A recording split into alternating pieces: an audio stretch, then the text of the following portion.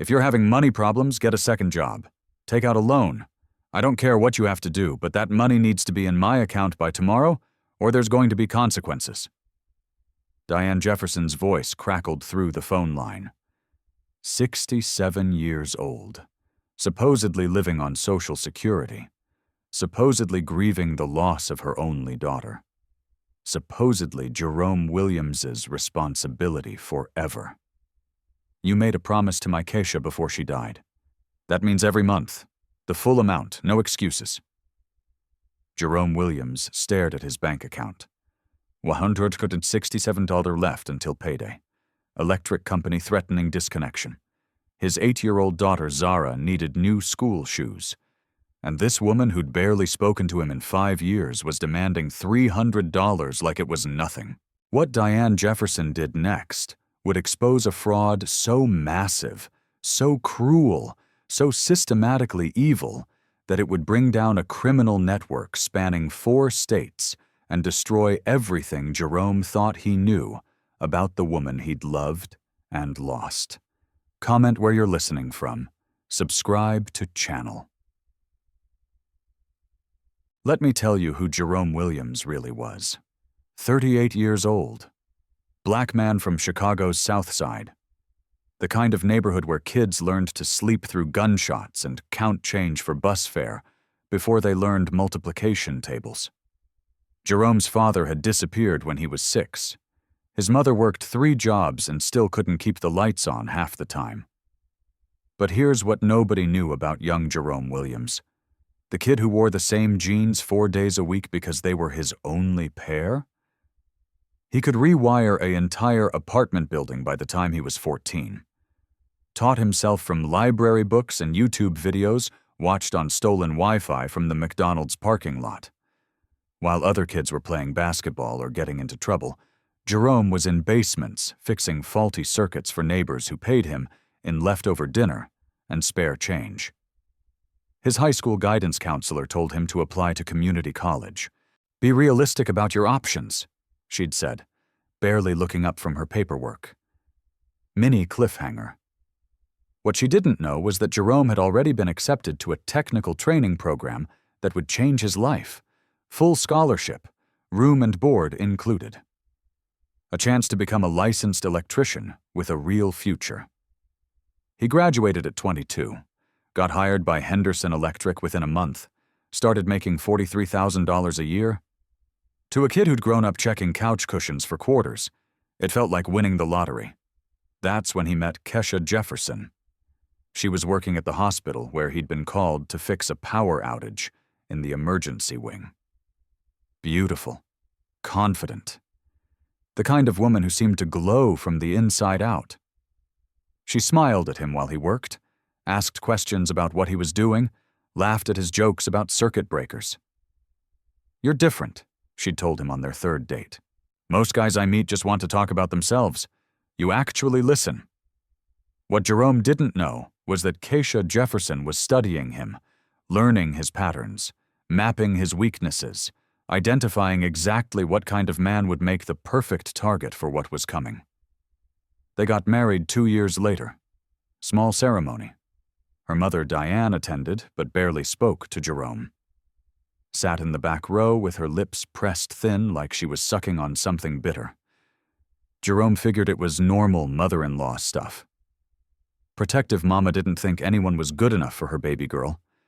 He had no idea what Diane Jefferson really did for a living. Zara was born a year after the wedding. Perfect little girl with her mother's eyes and her father's determination. Jerome worked overtime to afford the nicer apartment, the better school district, the kind of life he'd never had growing up. Keisha stayed home with the baby, and Jerome thought they were building something beautiful together. For 8 years, he believed in the fairy tale. Then Keisha got sick. The doctor's words felt like voltage through a live wire. Stage 4 cancer. Aggressive, spreading fast. Maybe 6 months if they were lucky. Jerome watched his wife waste away over those terrible months. Her skin turned gray, her hair fell out in clumps. She couldn't keep food down, couldn't sleep. Couldn't do anything but lie in that hospital bed and fade like a photograph left too long in the sun. Diane Jefferson showed up during the final weeks. Suddenly, the cold, distant mother-in-law transformed into a grieving parent who couldn't bear to lose her only child. She held Keisha's hand, whispered prayers, brought soup that Keisha couldn't eat, and she pulled Jerome aside 3 days before Keisha died. "I need to talk to you about something important," Diane had said, her voice shaking. They were in the hospital cafeteria. Bad coffee and worse lighting. "Keisha is worried about me. After she's gone, I'll be all alone. No family, limited income. She made me promise to ask you for help." Jerome's throat was tight. "Of course, whatever you need. She wants you to send me $300 every month to help with rent and medications, just until I can get back on my feet." Diane's eyes were wet, red-rimmed, desperate. "Can you promise me that? Can you promise her that?" What was Jerome supposed to say? His wife was dying. Her mother was crying. The woman who'd barely acknowledged him for 10 years was asking for basic survival support. "I promise," he'd said. "Every month, I'll take care of you." Diane had hugged him then. First time ever. It felt wrong somehow. Too tight.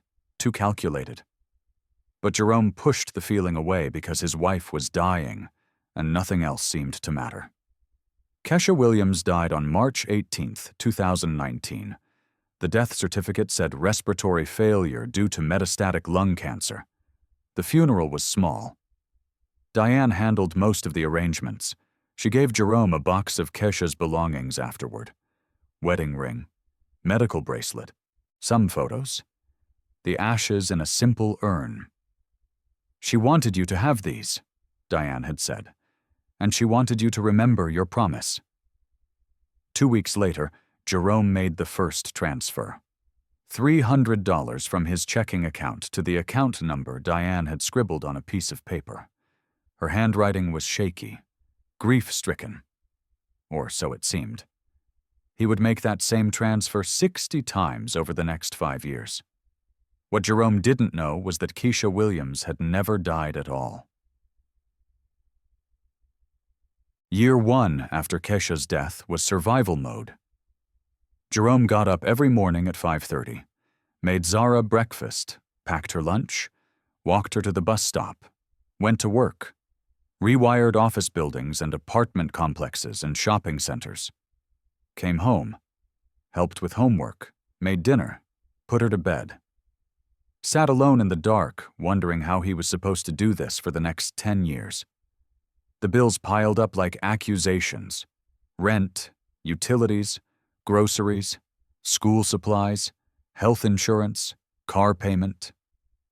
And every month, $300 disappeared into Diane Jefferson's account like water down a drain. Jerome tried calling Diane a few times. Check in, see how she was doing. Make sure the money was helping. The calls went straight to voicemail. Generic message, no name. He left messages. She never called back. "She's probably just grieving," his friend Troy had said. Troy Henderson worked at First National Bank, had known Jerome since high school. "Give her space. She lost her daughter." So Jerome gave her space and sent the money and struggled to keep the lights on while honoring a promise to a dead woman, mini cliffhanger. What Jerome didn't know was that his money was being transferred out of Diane's account within 24 hours every single time. Moved to another account, then another, then distributed across a network that spanned 4 states and exploited at least 15 other grieving families just like his. Year 2, Jerome got promoted to senior electrician. 20% raise. $48,000 a year. It should have made things easier. Instead, Zara needed braces. The car needed new transmission. The apartment's water heater exploded, and the landlord said it was Jerome's responsibility to replace it. He took out a small loan, paid it back over 6 months, kept sending Diane her $300 because a promise was a promise, and Jerome Williams was a man who kept his word. Year 3. Zara started asking questions about her mother. Do you think Mommy can see us from heaven? What was Mommy's favorite color? Why did Mommy have to die? Jerome answered as best he could. Showed her the photos from the box Diane had given him. Told stories about how Kesha used to sing in the shower and burn dinner and laugh at terrible jokes. Made his dead wife into a saint because what else was he supposed to do? The box of Keisha's belongings sat on a shelf in his closet. He couldn't bring himself to look at it most days. Too painful, too raw. Even 5 years later, the grief felt like broken glass in his chest every time he thought about what he'd lost. But here's what nobody knew about that box. The wedding ring was fake. Gold-plated costume jewelry worth maybe $20. The real ring Keisha had worn, the one Jerome had saved for months to buy, had been pawned years ago to fund a new life in Florida. The medical bracelet was from a hospital Jerome had never heard of, in a state Kesha had supposedly never visited. The dates didn't match up with any treatment she'd received in Chicago. And those photos? They'd been printed on photo paper that wasn't even manufactured until 2021, 2 full years after Keisha had supposedly died. Jerome didn't know any of this yet. He kept the box on the shelf like a shrine, kept sending the money like clockwork, kept believing that honoring his wife's memory meant sacrificing his present for her mother's future. That was his biggest mistake.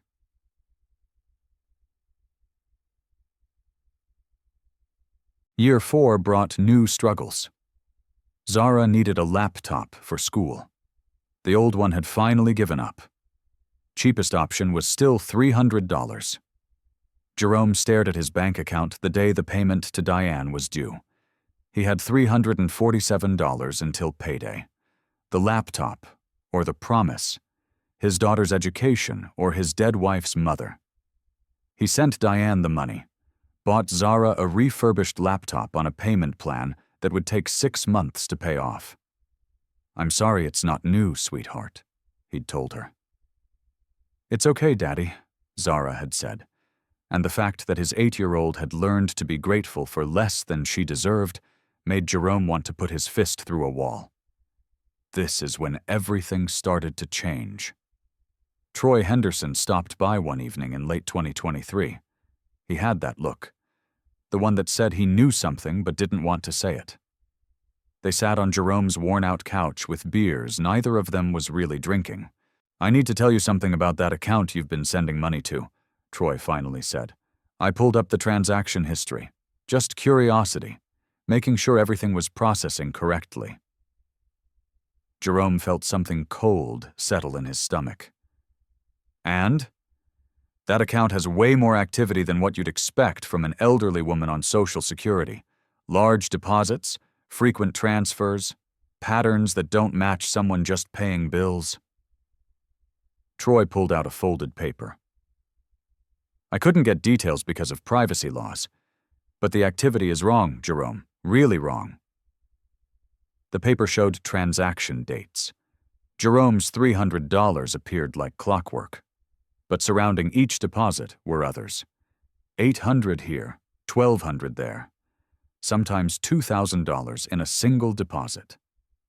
And every single one was transferred out within a day. "It's like the account is just a way station," Troy said quietly. "Money comes in, money goes out. Your 300 gets mixed with everything else and moved somewhere you can't trace." Jerome's hands were shaking. "What are you saying?" "I'm saying that address on file doesn't match what you gave me for Diane Jefferson. The account holder's address is Riverside Apartments on Oak Street, apartment 214. Troy's voice dropped. "That's not a senior living facility. It's short-term rentals, the kind of place people use when they don't want to be found." This couldn't be real. For 4 years, Jerome had sacrificed, struggled, worked overtime, delayed his own daughter's needs, all to keep a promise to a woman who was supposed to be depending on his support. I tried calling the number you gave me for Diane, Jerome admitted. Always goes to voicemail. Troy pulled out his phone, searched the number. This isn't registered to Diane Jefferson. It's registered to someone else entirely. And according to public records, there's no Diane Jefferson at that Oak Street address. The room felt too small. The walls closing in. Everything Jerome had believed about duty and obligation and keeping promises was cracking apart like faulty wiring about to spark. "What do I do?" Jerome asked. Troy handed him a business card. Marcus Reed, private investigator. "Call him, because if I'm right about these transaction patterns, someone's been running a long con on you, and you might not be the only victim."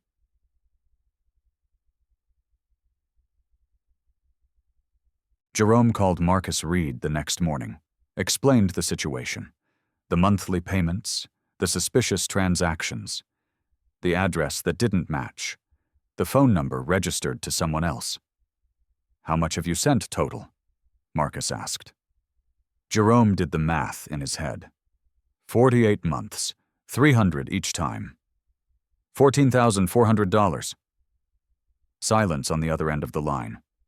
Then, "Mr. Williams, I think we need to meet, today if possible." They met at a diner on the south side.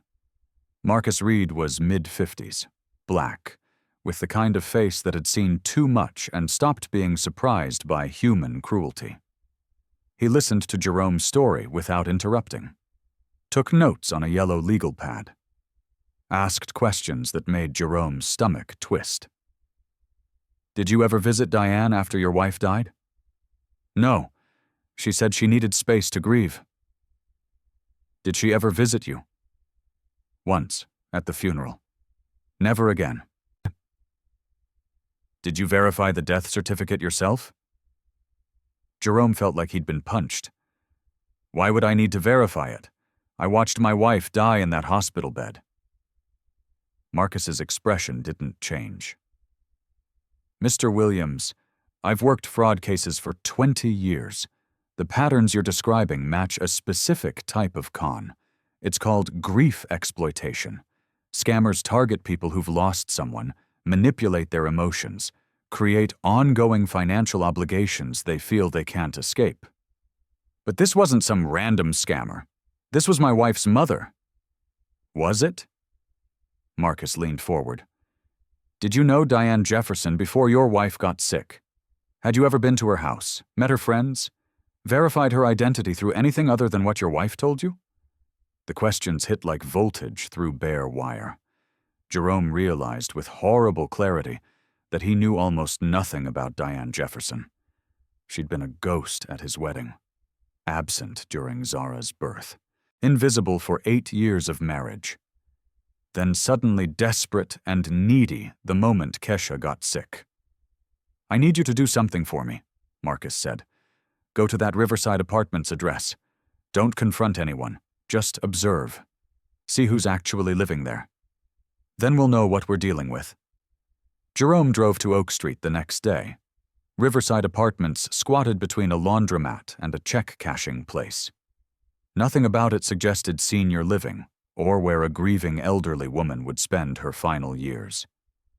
He approached the building manager with manufactured confidence. "I'm trying to locate my mother-in-law, Diane Jefferson. I think she might have mail being forwarded here." The manager, a tired man named Pete, barely looked up from his phone. "Apartment 214's been rented by the same person for 3 years.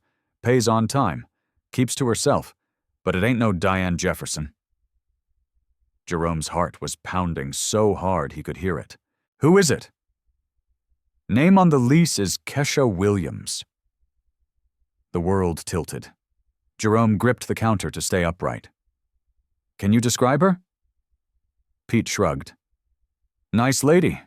Maybe mid-30s. Keeps weird hours sometimes. Never causes trouble." "Could I see security footage from the lobby? Just to confirm this is the person I'm looking for." Pete led him to a cramped office, pulled up footage on a grainy monitor, scrolled back through timestamps, That's her coming through yesterday? The woman on the screen moved with familiar grace. Her hair was shorter, darker than Jerome remembered. But the way she tilted her head while checking her phone.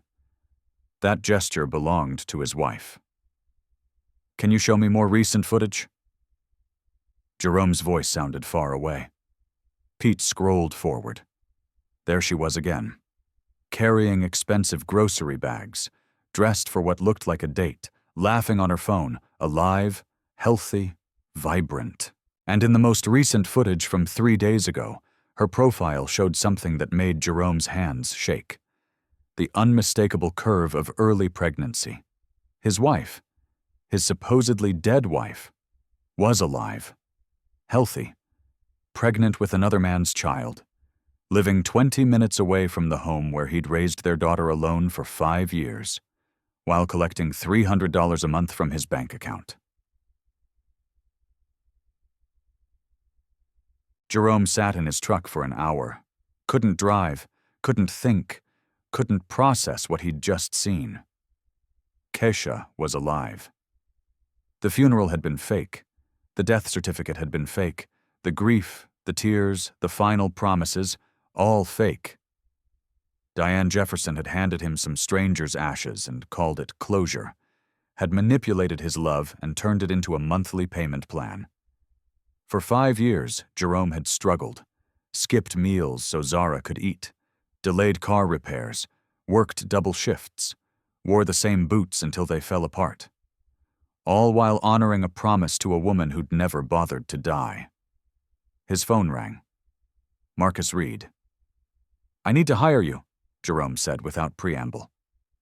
"My wife faked her death 5 years ago, and I've been sending money to support her lie ever since." What Marcus discovered over the next 2 weeks would expose a fraud so massive it would take down an entire criminal network. But first, Jerome needed to understand exactly how deep the betrayal went. Marcus Reed worked fast. Within 3 days, he'd assembled a file thick enough to stop a bullet. They met at Jerome's apartment after Zara was asleep. Marcus spread documents across the kitchen table with methodical precision. Each piece represented another crack in the foundation of what Jerome had believed for 5 years. "Let's start with the hospital records," Marcus said. He slid over a discharge summary dated March 15, 2019, 3 days before Keisha had supposedly died. "Your wife was discharged from Mercy General on this date. Alive, stable condition, released to family care." Jerome stared at the signature line. Diane Jefferson, listed as legal guardian due to patient's emotional distress and inability to make medical decisions. "Now look at this." Marcus pulled out a death certificate, filed the same day at a different hospital across town, signed by Dr. Richard Morrison. This doctor had his license suspended 2 months later for falsifying medical records. He's currently serving time for insurance fraud in 3 separate cases. The death certificate bore a signature that looked nothing like Keisha's handwriting. Someone had forged it. Or Diane had signed for her one final time. The cremation records are even more interesting. Marcus slid over another folder. Riverside Funeral Home has no record of cremating Keisha Williams on the date listed in your paperwork. But they did cremate an unidentified woman the same day, a Jane Doe from the county morgue, paid for in cash by an anonymous donor. Jerome felt sick. "The ashes Diane gave me belonged to a complete stranger. Your wife's mother handed you some random woman's remains and let you believe it was Keisha for 5 years." This is when Jerome made a decision that would change everything. He walked to the closet, pulled down the box of Keisha's belongings, dumped the contents onto the table next to Marcus's evidence. The wedding ring looked different now. Cheap, fake. Jerome had saved for 3 months to buy Keisha a real gold band. This wasn't it. "Gold-plated," Marcus confirmed, examining it under his phone's flashlight. "Worth maybe $20. The real one probably got pawned years ago. The medical bracelet was next. Marcus photographed it, ran the hospital name. This is from a facility in Florida, not Chicago. According to my research, your wife's been using variations of her real name in different states, probably testing new identities. The photos were the final nail. Marcus held them up to the light. These were printed on photo paper that wasn't even manufactured until 2021, 2 years after she supposedly died. Every memory Jerome had cherished was revealing itself as a carefully constructed lie. Every moment of grief he'd worked through was manipulation. Every promise he'd kept was serving someone who'd weaponized his love for profit. "There's more," Marcus said quietly. "The life insurance policy." He pulled out a payout statement. $50,000 paid to Diane Jefferson as beneficiary 4 months after the supposed death. Kesha had changed the beneficiary from Jerome to her mother 3 days before the staged death. The reason cited: marital difficulties. Jerome had never heard about marital difficulties. Their marriage had been solid, their future planned, their love genuine, at least on his part. Apparently, Kesha had been planning her escape, while Jerome had been planning their anniversary celebration. "The $50,000 explains how she afforded to start over," Marcus said. "New identity, relocation, living expenses while maintaining the old identity for additional income. But here's what really matters." He pulled out bank records, transaction logs, account statements. "That account you've been sending money to? It's receiving payments from 4 other sources. Monthly payments just like yours, all in different amounts. Your wife and her mother are running this scam on at least 5 families simultaneously." The room felt smaller, the walls pressing in. Jerome's vision narrowed to those bank statements. All those deposits, all that money, all those other victims who probably believed they were honoring promises to dead loved ones. "I've traced some of the other accounts," Marcus continued. "Similar patterns, supposed family obligations, monthly payments, all flowing through Diane's account and then dispersed to various locations. This isn't amateur hour, Jerome. This is organized crime, a systematic exploitation of human grief with tentacles reaching across multiple states." Mini cliffhanger. What Marcus said next would force Jerome to make the hardest decision of his life. "I'm recommending we contact the FBI's white-collar crime division. This crosses state lines, involves federal wire fraud, represents an ongoing criminal enterprise. They'll want to build a case." Marcus's voice carried the weight of experience. "But I need you to understand what that means. Once we expose this, there's no going back. Your daughter's going to learn her mother's alive and chose to abandon her. Your community is going to know you've been supporting a fraud, and Kesha is going to face federal charges that could put her away for decades." Jerome looked around his modest kitchen, at the photographs of Zara he'd hung to fill the emptiness, at the bills stacked on the counter, at the life he'd built alone while honoring a lie. For 5 years, he'd lived in a carefully constructed prison of obligation and manufactured grief, sending money to support a fiction while struggling to raise his daughter with dignity. The woman who'd created that prison was 20 minutes away, pregnant with another man's child, building a new family funded by his sacrifice. "Schedule the meeting," Jerome said.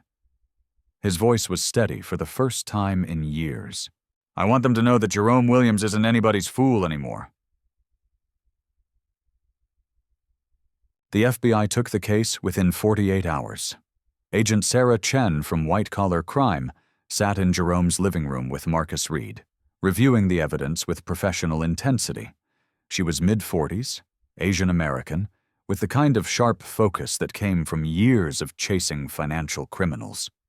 "This is more extensive than you realize," she said after reviewing the documents.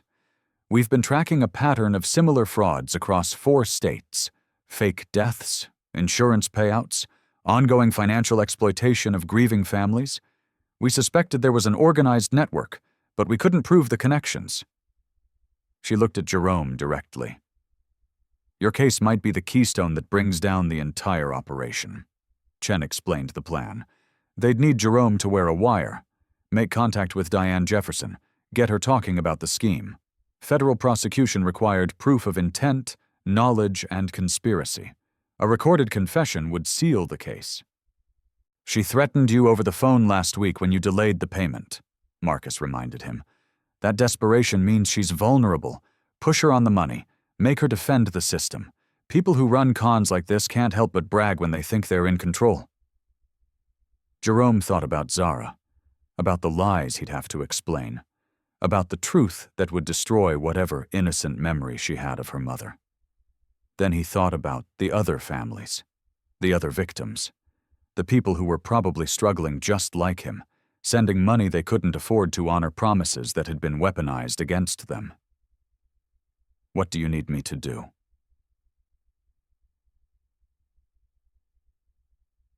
The text came Thursday morning, from Diane's number. We need to talk. Meet me tomorrow at noon, Lincoln Park by the lake. Come alone. Jerome forwarded it to Agent Chen. She responded within minutes. Perfect. We'll have surveillance in place. Wear the wire. Get her talking. Don't confront directly. Let her think she's still in control. Friday morning, Jerome helped Zara get ready for school like it was any normal day. Braided her hair, made her favorite breakfast, walked her to the bus stop, kissed her forehead and told her he loved her. You okay, Daddy? She'd asked, studying his face with 8-year-old wisdom. I'm okay, sweetheart. Just have a big meeting at work today. The wire taped to his chest felt no heavier than electrical equipment he carried daily. But the weight of what was about to unfold pressed against his ribs like a held breath. Lincoln Park stretched along Lake Michigan, its walking paths dotted with joggers enjoying the crisp afternoon. Jerome arrived early, found a bench with clear sightlines, watched Marcus Reed's surveillance team blend into the urban landscape. Agent Chen's voice crackled in the tiny earpiece hidden under his collar. We're in position. Remember, let her talk. Don't push too hard. Just open the door and see what comes out. Diane Jefferson appeared at exactly noon. And she looked nothing like a frail, elderly woman struggling on Social Security. She walked with purpose, moved 20 years younger than her supposed age. Dark jeans, leather jacket, eyes sharp and calculating as they scanned the area. This was someone who knew she was walking into dangerous territory. You look good, Diane, Jerome said as she sat down, kept his voice casual. Younger somehow.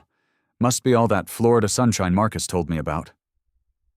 Her expression shifted, forced friendliness cracking into something harder. I don't know what you think you've discovered, Jerome, but you're playing with things you don't understand. Help me understand, then. Help me understand why an elderly woman on Social Security needs exactly $300 from me every month. No more, no less, for 5 years. Diane's hands clenched around her purse. That money isn't just about me. There are other people involved. People who don't appreciate having their business disrupted by some electrician who thinks he's smarter than he actually is. Jerome felt a chill that had nothing to do with the lake breeze. Other people. A network. This was bigger than just Diane and Kesha. Tell me about the other people, Diane. Tell me how this really works. She laughed. Bitter. Cold. The sound of someone who'd been running cons long enough to recognize when the game was changing. You want the truth? Fine. She lit a cigarette with shaking hands. Your precious Kesha came to me 3 months before she supposedly died, crying about feeling trapped, wanting out but not wanting to hurt you or lose Zara. I told her about a friend who'd helped other women disappear from situations they couldn't handle. Clean breaks, new identities, no messy divorces or custody battles, just gone. Jerome's jaw clenched, but he kept his voice level. And the insurance money? At first it was supposed to be simple. Fake the death, collect the insurance, disappear forever. But then Kesha got greedy. Diane's voice mixed admiration and disgust. She said if she was going to be dead anyway, why not stay dead and collect from multiple sources?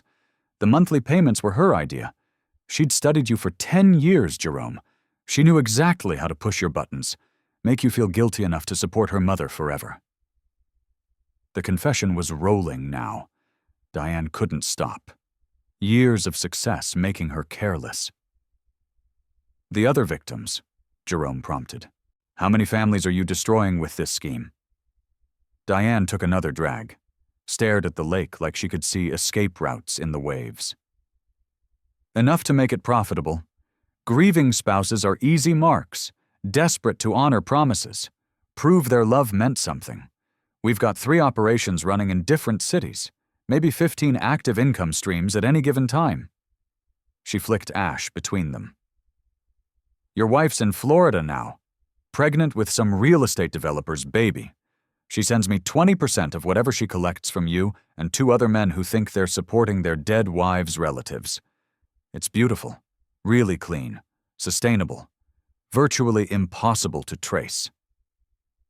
15 families, 15 versions of Jerome Williams, all sending money they couldn't afford, all honoring promises that had been weaponized, all trapped in a system designed to turn their love into profit.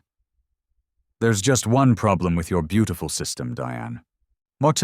Jerome stood slowly. His electrician's instincts recognized when power needed to be cut off. It's built on a foundation that can't support the weight of what you're trying to carry, and sometimes when you overload a circuit, the whole thing burns down. He gestured subtly toward the surveillance team emerging from concealed positions throughout the park. FBI agents with badges glinting in the afternoon sun like warning lights on a control panel. Diane's eyes widened. She dropped her cigarette, reached for her purse. But Jerome's hand closed over her wrist, firm grip of someone who'd spent years working with live electrical current. Don't make this harder than it needs to be, he said quietly. You've done enough damage for one lifetime. Agent Sarah Chen approached with handcuffs ready. Diane Jefferson, you're under arrest for federal wire fraud, conspiracy, and insurance fraud. You have the right to remain silent. As Chen read Miranda rights, Jerome Williams felt something he hadn't experienced in 5 years, the solid satisfaction of a job completed correctly. All dangerous connections finally severed. The arrest of Diane Jefferson was just the beginning. Over the next 72 hours, the FBI executed coordinated raids across Illinois, Florida, Texas, and California. The network Diane had bragged about came crashing down like a house with faulty wiring. Kesha Williams was arrested at her Miami apartment, 6 months pregnant, living under her real name and 2 aliases simultaneously. She'd been collecting monthly payments from 3 different men, each believing they were supporting grieving family members of their deceased wives. The scope was staggering. 17 active cases, 12 families confirmed victimized over periods ranging from 2 to 8 years, total theft exceeding $400,000, all extracted from people whose only crime was loving someone enough to honor their memory. Agent Chen showed Jerome the full investigation file. Names he'd never heard, faces of other victims, stories that mirrored his own with horrifying precision. Robert Martinez in Dallas, sending $500 monthly to support his dead husband's elderly mother. The husband was alive in San Antonio, working under an assumed name, splitting the profits with the woman who claimed to be his grieving parent. Patricia Johnson in Los Angeles, sending $250 monthly to support her dead sister's disabled child. The sister was alive in San Diego. The child didn't exist. Thomas Wright in Houston, sending $400 monthly to support his dead wife's medical bills from before she passed. The wife was alive in Austin. There had never been any medical bills. Every story was the same. Grief weaponized, love turned into profit, systematic exploitation disguised as family obligation. Your cooperation gave us everything we needed, Chen told Jerome. The recorded confession, the transaction records, the testimony about how the scheme operated. This is going to be a landmark case. The media coverage was immediate and intense. Massive fraud network exploited grieving families. Fake deaths, real profits, FBI dismantles multi-state scam. The grief merchants. How criminals turned love into money. Jerome's face was all over the news. The man who'd uncovered it all. The victim who'd fought back. The father who'd protected not just his own family, but dozens of others. But the attention felt wrong. Intrusive. He hadn't done this for publicity. He'd done it because someone needed to stop people like Diane Jefferson from treating human grief like a business opportunity. 3 months later, Jerome sat in federal court for Diane Jefferson's sentencing hearing. The courtroom was packed. Other victims filled the gallery. Media lined the back row. Federal prosecutors had built a case so airtight that Diane's lawyers had advised her to cooperate in exchange for a reduced sentence. She'd spent 2 weeks in federal custody before agreeing to testify against her co-conspirators. Named names, provided account numbers, explained the full structure of how the network operated. Turned out the network had been running for almost 15 years. Started small, a few isolated cases, grew into a sophisticated operation with people in multiple cities handling different aspects. Fake death certificates, forged documents, money laundering, identity creation. Diane Jefferson hadn't invented the scheme, but she'd perfected it, made it systematic, sustainable, profitable. Judge Patricia Morales presided with stern authority that made everyone sit straighter. Mid-60s. African American. Known for harsh sentences in white-collar crime cases. She'd spent 30 years watching privileged people exploit vulnerable populations for profit. This case had clearly gotten under her skin. Jerome was called to testify. Walked to the witness stand with the same steady confidence he brought to electrical work. Answered questions about the monthly payments, the struggling finances, the daughter who'd learned to be grateful for less than she deserved. Assistant U.S. Attorney Michael Torres was thorough. Mr. Williams, what impact did this fraud have on your family's financial situation? Jerome looked toward the gallery where Troy Henderson sat with Zara. His daughter was in school, but she'd be told everything eventually. The truth couldn't stay hidden forever. I struggled to pay basic bills while sending money to support what I believed was my obligation to my deceased wife's mother, Jerome testified. I delayed necessary repairs to our home, postponed my daughter's medical care, worked overtime constantly to meet the financial commitment I thought I owed. The $18,000 I sent over 5 years represents money that should have gone toward my child's future. Instead, it funded a lie that kept me trapped in grief, while the woman I'd mourned built a new life with my money. The defense attorney tried to paint Jerome as a willing participant, someone who'd never bothered to verify where his money was going. But her cross-examination fell flat against the mountain of evidence the prosecution had presented. The jury saw what everyone else saw: a good man whose love and duty had been weaponized by people who viewed human decency as weakness to be exploited. When the evidence presentation ended, Judge Morales addressed Diane Jefferson directly. Miss Jefferson, you have participated in one of the most cruel and calculated schemes this court has encountered. You preyed upon people in their most vulnerable moments, turning their love into profit and their grief into a commodity. You didn't just steal money. You stole years of people's lives. You stole their ability to heal. You stole their trust in basic human kindness.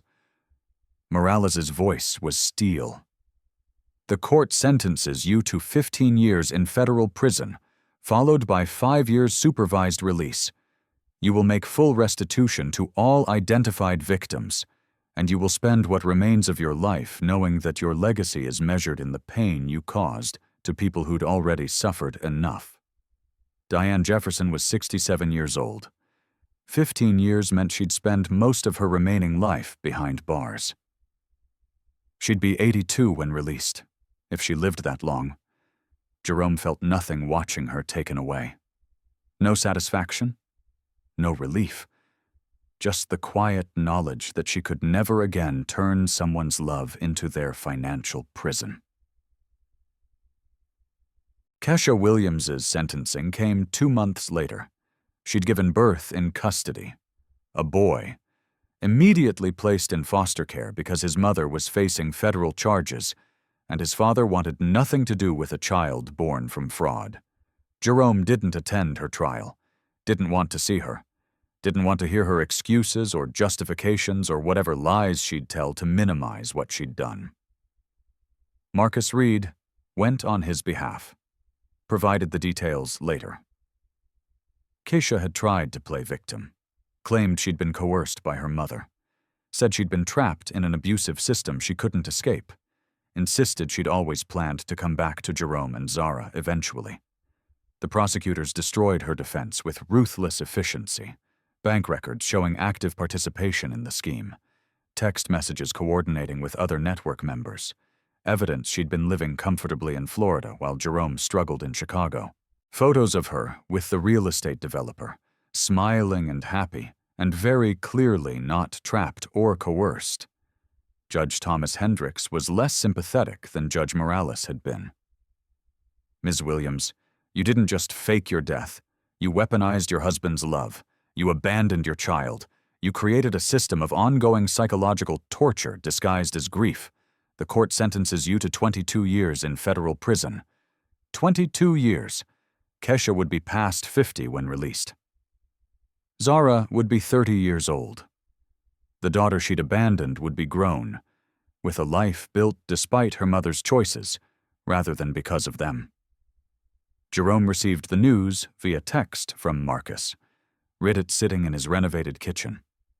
The $18,000 recovered through federal asset forfeiture had transformed their modest home into something that felt like possibility rather than survival. New appliances, rewired electrical system, fresh paint, and Zara's college fund finally had a balance that suggested dreams might be achievable. He showed Zara the text without elaborating on the details. Your mom is going to be away for a long time. Because of what she did to us? Zara asked. 8 years old, but wise beyond her years. Because of what she did to a lot of families. But yes, because of what she did to us, too. Zara was quiet for a moment. Then, can we get that dog now? The one we always talked about? Jerome laughed. Actually laughed, for the first time in years. Yeah, sweetheart, we can get the dog. 6 months after the trials, Jerome Williams stood in his kitchen on a Sunday morning making pancakes. The dog, a rescue mutt named Scrappy, was sprawled under the table waiting for dropped bacon. Zara was upstairs getting ready for the farmers' market they visited every weekend now. A tradition they'd started when money stopped being quite so tight. Troy Henderson and his girlfriend Maria were coming for dinner later. Chosen family that mattered more than blood relations ever had. People who'd stood by Jerome when his world collapsed and helped him build something better from the ruins. Jerome's promotion to electrical supervisor had come with a 20% raise.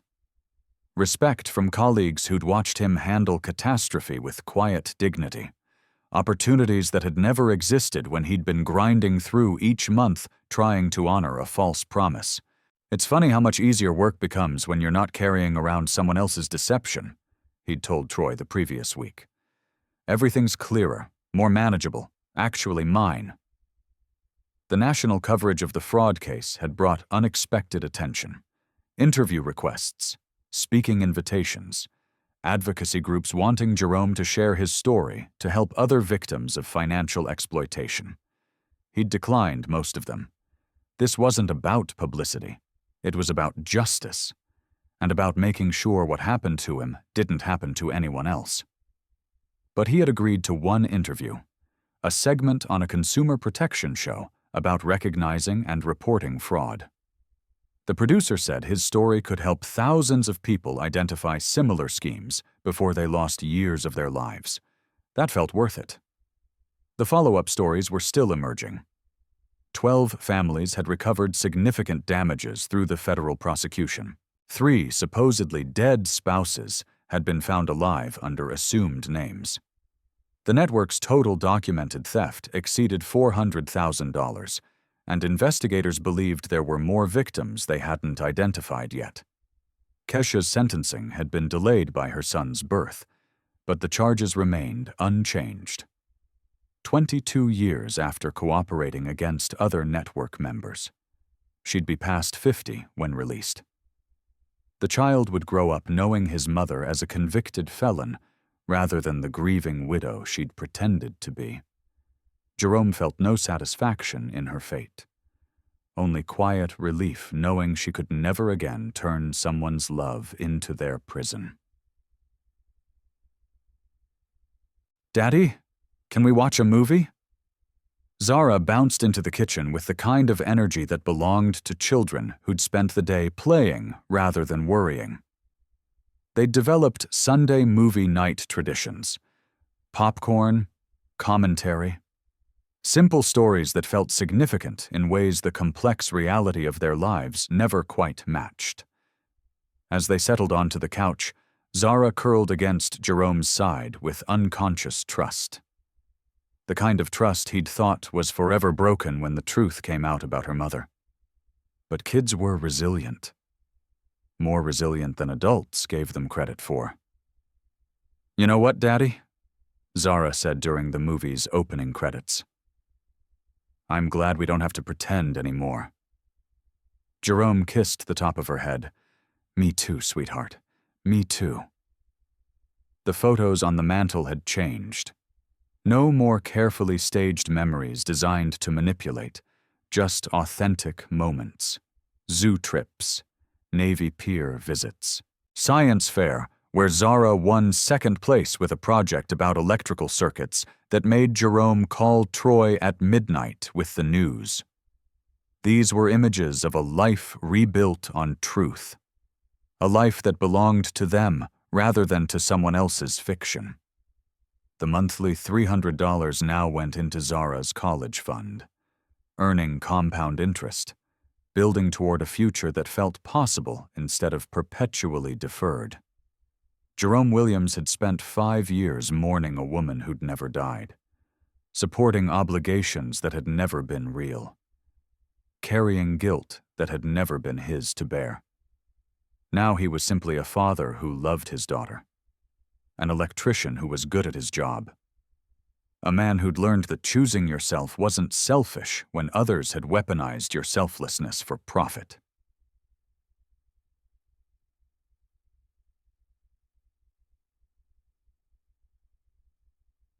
Let me ask you something. Have you ever kept a promise that cost you everything? Sent money you couldn't afford because someone made you feel obligated? Honored a commitment that kept you trapped while others profited from your loyalty? Have you ever wondered if the person receiving your help actually needed it? Or if they were just good at exploiting your sense of duty? How many times have you put others first while your own family struggled? Delayed your own needs because someone convinced you their crisis was more urgent? And when you finally questioned those obligations, did someone call you ungrateful, selfish, a betrayer of promises that were sacred? That's what they count on. Your guilt, your sense of honor, your belief that good people keep their word no matter what it costs them. But here's what Diane Jefferson and Keisha Williams and every other person running these schemes don't want you to know. Choosing yourself isn't selfish when others have weaponized your selflessness. Questioning obligations isn't ungrateful when those obligations are built on lies. Protecting your own family first isn't betrayal when someone else is systematically exploiting your love. Jerome Williams kept a promise for 5 years, sent $18,000 he couldn't afford, struggled to keep the lights on while honoring what he believed was his duty to a grieving mother. The mother wasn't grieving. The wife wasn't dead. The promise was a weapon designed to extract money from a good man who believed in keeping his word. And when Jerome finally said no, when he finally questioned the system that kept him trapped, he didn't just save himself. He saved 17 other families, stopped a criminal network that had been operating for 15 years, helped dismantle a scheme that turned human grief into a $400,000 business opportunity. Because sometimes the bravest thing you can do is stop being anyone's fool. Drop your story in the comments. Tell me about the promises you've kept that maybe you shouldn't have, the obligations that felt wrong but you honored anyway, the people who weaponized your love and turned it into their profit. Share this story. Not the sanitized version where everyone's motivations are complicated and everyone deserves understanding. The real version where some people are predators who prey on grieving families because they've learned that love makes people vulnerable. Because the truth is simple, even when it's uncomfortable. Diane Jefferson preyed upon people in their most vulnerable moments, turning their love into profit and their grief into a commodity. Kesha Williams abandoned her daughter and weaponized her husband's devotion to fund a new life while he struggled alone. They aren't victims. They aren't complicated. They aren't deserving of sympathy. They're criminals who got exactly what they deserved. And Jerome Williams? He's the man who stopped being anyone's fool, who chose his daughter over a false promise, who helped save families he'd never met because someone needed to. That's the story we need to tell. Subscribe to channel. Because the truth doesn't care about your comfort. It just cares about being told. Stay just, stay loud, stay free. And remember, the promise that costs you everything might be the one you need to break.